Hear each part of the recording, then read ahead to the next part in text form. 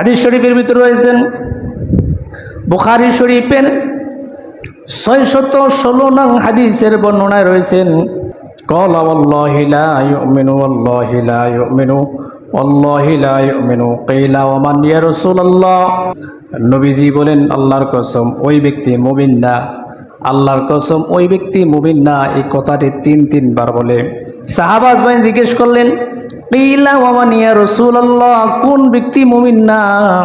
আল্লাহর নবী বললেন, ক্বালা আল্লাযী লা ইয়ামানু জারুহু বাওয়াইকাহু, সেই ব্যক্তি মুমিন না যে ব্যক্তির অত্যাচারে জুলুম থেকে তার প্রতিবেশী নিরাপদ না থাকে।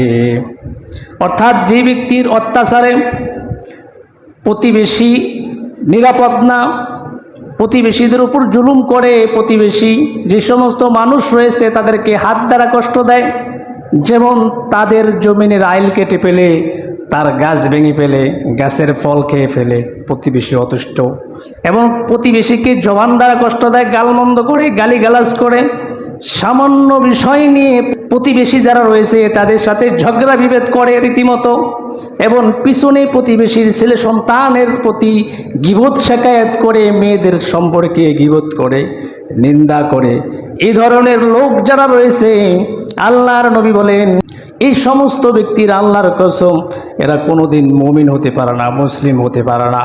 এই কথাটা তিনবার বলেছেন। তিনবার বলার পরে সাহাবা আজমাইন যখন প্রশ্ন করলেন কোন ব্যক্তি মুমিন না, আল্লাহর নবী বলে যাদের ভিতর এই গুণগুলা থাকবে, অর্থাৎ প্রতিবেশীদেরকে গালিগালাজ করবে, প্রতিবেশীদের সাথে দুর্ব্যবহার করবে, এই কর্মকাণ্ড যাদের ভিতর রয়েছে, আল্লাহর নবী বলে এরা কোনোদিন মুমিন হতে পারে না।